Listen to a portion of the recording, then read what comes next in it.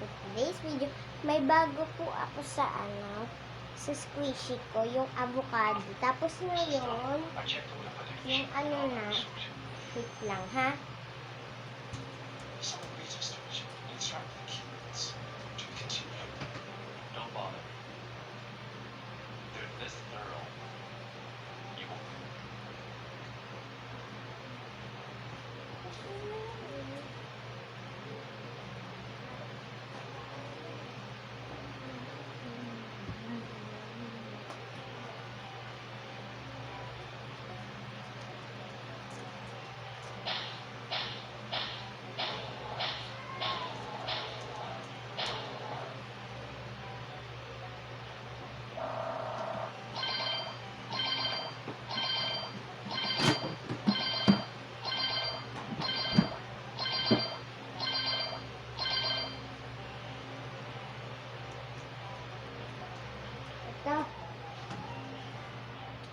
Ito siya guys, paper doll.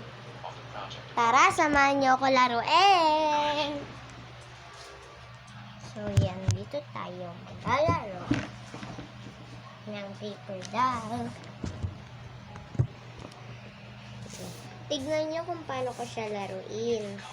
Kasi dati nung bata ako, meron akong ganito. Pero nung matagal-tagal na, hindi na ako nakabili kasi bata pa lang kami noon ng ate ko, binibilan na kami ng ng paper doll.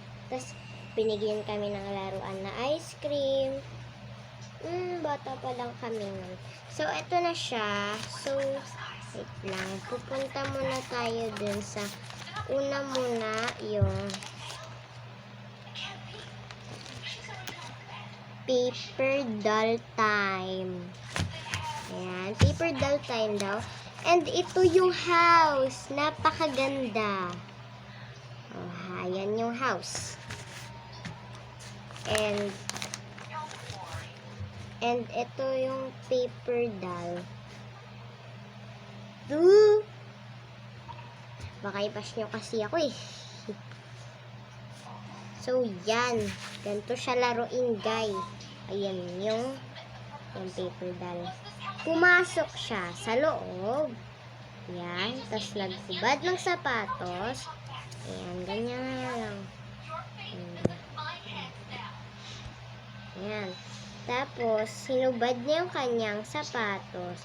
And then, pumunta siya sa kusina para magluto. Una, kumuha muna siya ng kanyang iluluto sa rep. And then, naghugas muna ng kamay bago magluto. And then, kumain siya. Ayan. Sunod, dahil gabi na. Nakikita nyo ba, guys? Ayan, nakikita nyo to. Gabi na daw. Kaya, matutulog na daw siya. Ayan. And then, pagkagising sa umaga, magbabat. Pupunta siya sa bath muna para maligo.